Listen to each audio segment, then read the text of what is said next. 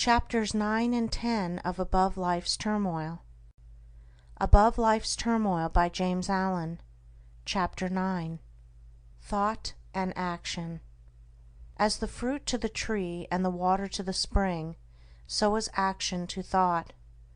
It does not come into manifestation suddenly and without a cause. It is the result of a long and silent growth, the end of a hidden process which has long been gathering force. The fruit of the tree and the water gushing from the rock are both the effect of a combination of natural processes in air and earth which have long worked together in secret to produce the phenomenon, and the beautiful acts of enlightenment and the dark deeds of sin are both the ripened effects of trains of thought which have been harbored in the mind.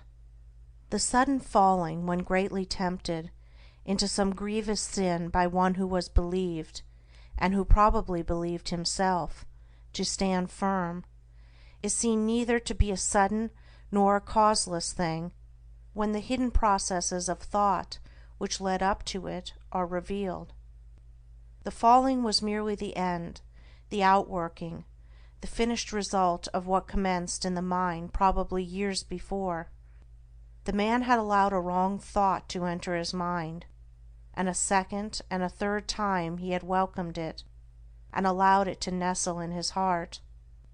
Gradually he became accustomed to it, and cherished and fondled and tended it, and so it grew, until at last it attained such strength and force that it attracted to itself the opportunity which enabled it to burst forth and ripen into act.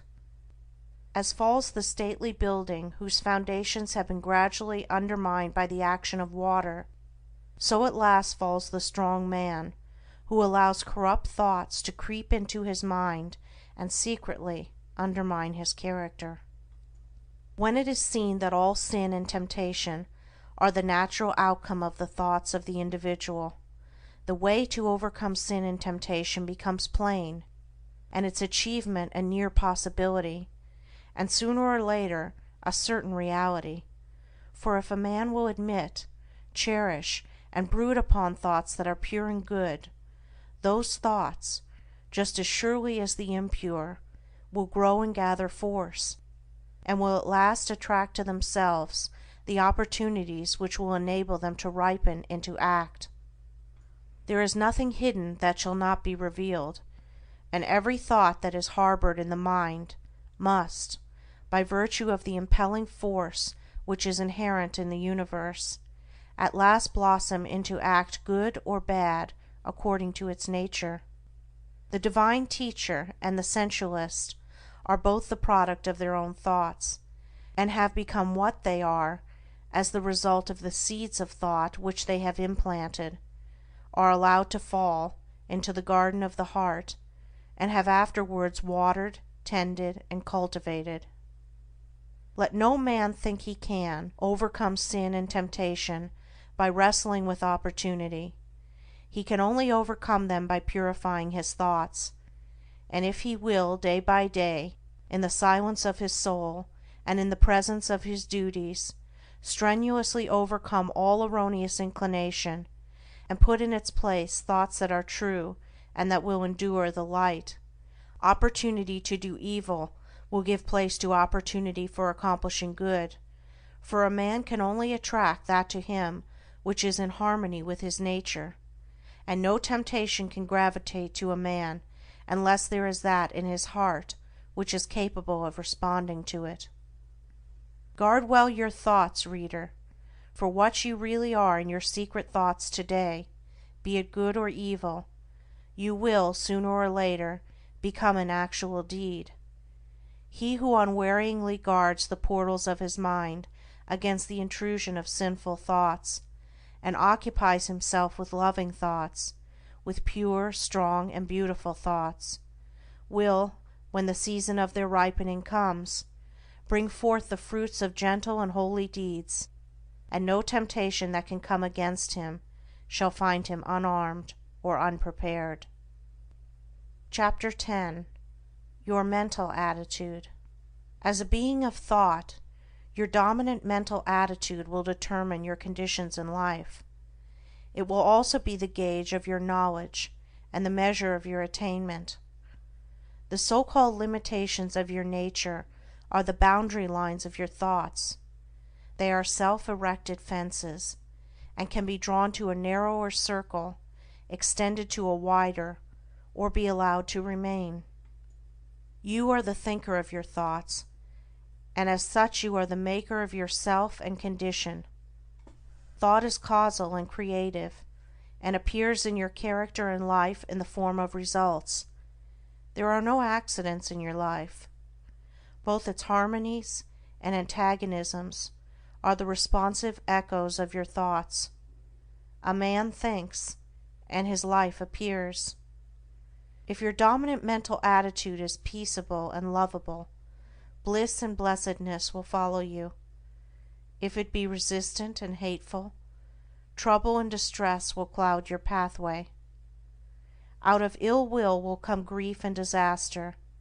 Out of good will, healing and reparation. You imagine your circumstances as being separate from yourself, but they are intimately related to your thought world. Nothing appears without an adequate cause. Everything that happens is just. Nothing is fated. Everything is formed. As you think, you travel. As you love, you attract. You are today where your thoughts have brought you.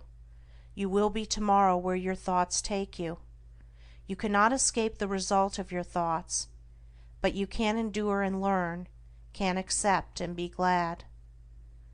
You will always come to the place where your love, your most abiding and intense thought, can receive its measure of gratification.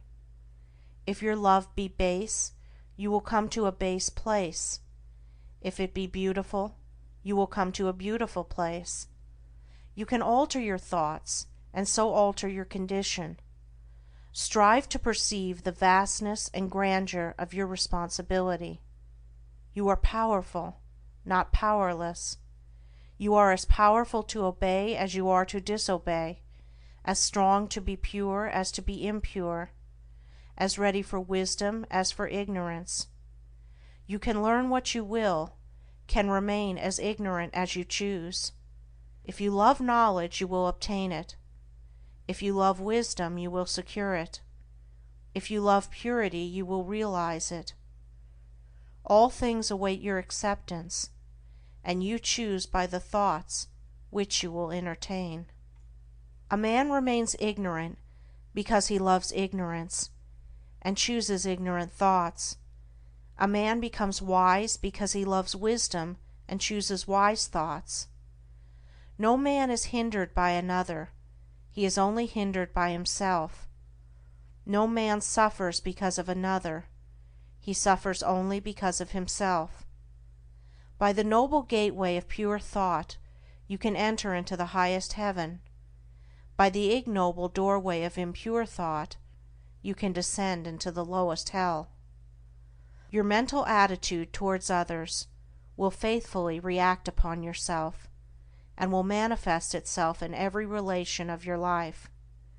Every impure and selfish thought that you send out comes back to you in your circumstances in some form of suffering. Every pure and unselfish thought returns to you in some form of blessedness. Your circumstances are effects of which the cause is inward and invisible. As the father-mother of your thoughts, you are the maker of your state and condition. When you know yourself, you will perceive that every event in your life is weighed in the faultless balance of equity. When you understand the law within your mind, you will cease to regard yourself as the impotent and blind tool of circumstances, and will become the strong and seeing master. End of chapters 9 and 10.